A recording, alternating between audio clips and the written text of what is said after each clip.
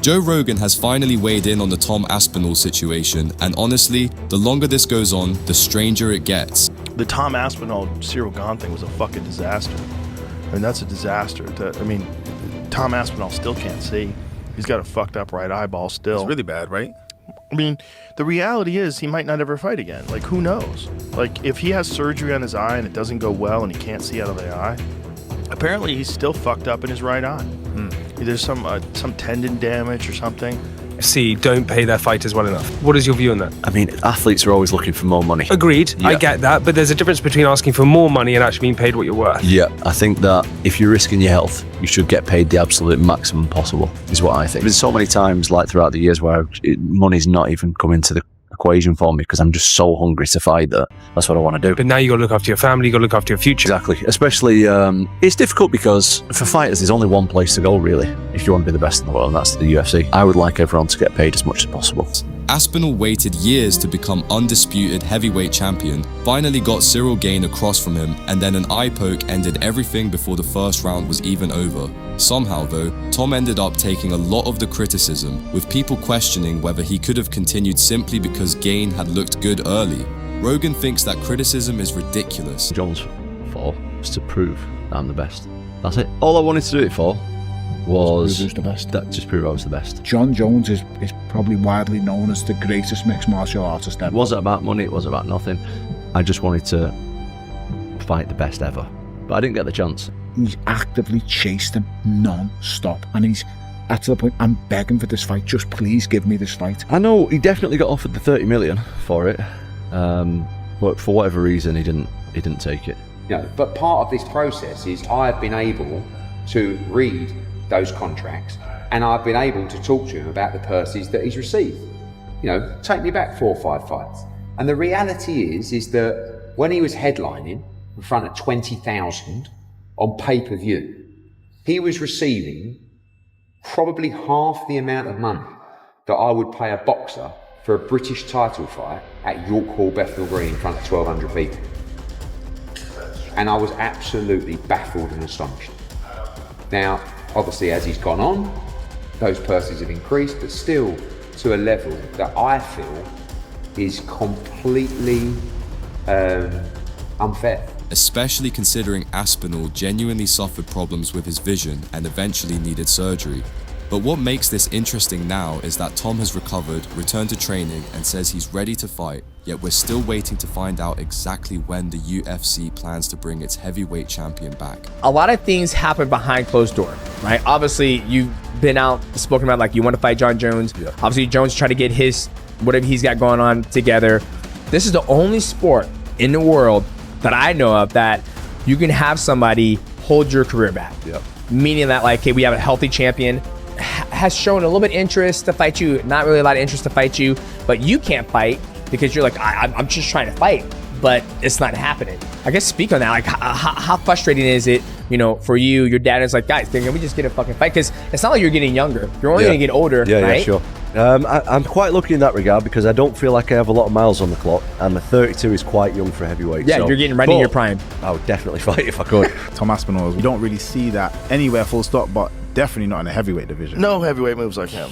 No one moves like him. He moves like a 185er. It's crazy. It's nuts. But that's crazy. Crazy speed for a heavyweight. Crazy speed. And that's why a lot of people are talking shit about Tom, but he apparently still can't see. Here's the thing. The other eye got hurt as well, but not as bad, but it looks way worse. The finger goes way deeper in the other eye. And it's crazy that everyone that talks the most has never been poked in the eye. Not even a little bit, accidentally. And realistically, there's one fight everybody wants answered: Ciryl Gane again. Those few minutes of the first fight actually made the rematch more interesting because Gane showed enough success to create doubt without giving us enough time to know what would have happened. And, eyes are so tricky, you never know. Like, unless you're a fucking complete psychopath like Michael Bisping, who fought 11 fights in the UFC blind in one eye, which is so crazy that he did that. Do you know what he did, that crazy motherfucker? What did he do? He memorized the eye chart. He memorized it so that he could they could cover his left eye. Oh my God. And he could just... So whenever he went to do an eye exam, exactly. He knew the letters. They would say, all right, read the third chart. And he would say, A, B, C, D, E. He knew what the letters were. Oh, he's smart. He's crazy. He's he smart. couldn't fucking see out of one of his eyes.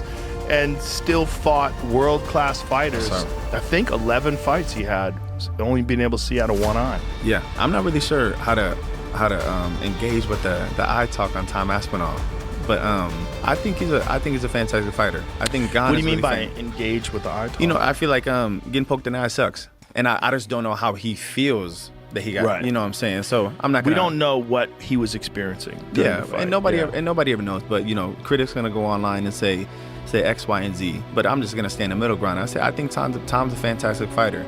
Ciryl, they're talking September. I don't think Paul will be there. We called the September. I'm just saying, if they change it and they make it Ciryl Gane versus Tom Aspinall, and me and you get the boot, and they bring in DC and John Anik after I'm gonna be pissed.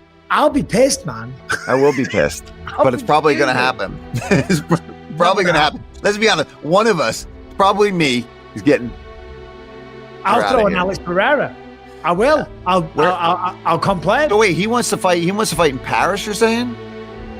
Ciryl Gane said on the microphone, I believe, or maybe afterwards, whatever. He said in an interview. No, he said it in the cage. I want to fight in Paris in September. I'm ready. Yeah, and Tom Aspinall responded to, yeah, I'm ready. I'm training. I'm good to go. I'll fight you in September. I mean, that'd be, and also because it's not as unbelievable or unachievable as what it previously was. Because now there's no pay-per-view. Listen, let the UFC know that we're ready to go. We're just waiting for dates. We just literally told them we could do it in Paris, we told them we could do it wherever we want. So we're just waiting for them to let us know. I'm in the gym, smashing.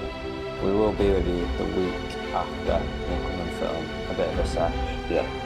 Got the boys back in town, so we'll keep people updated. But as we say, the UFC, waiting on them. He could move with Tom, find openings, and avoid being immediately overwhelmed, while Aspinall never really got the chance to show whether his speed, power, and grappling would have eventually taken over.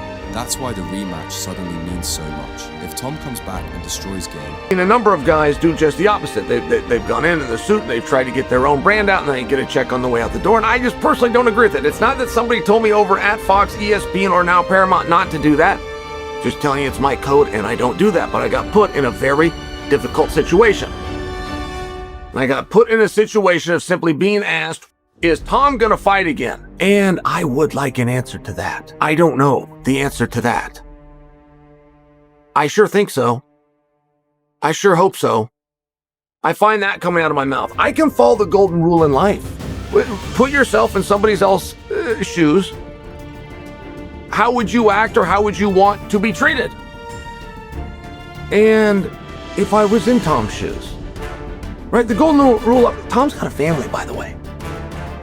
Tom's got a wife, right? His dad's in his corner. Tom's got a pretty good circle.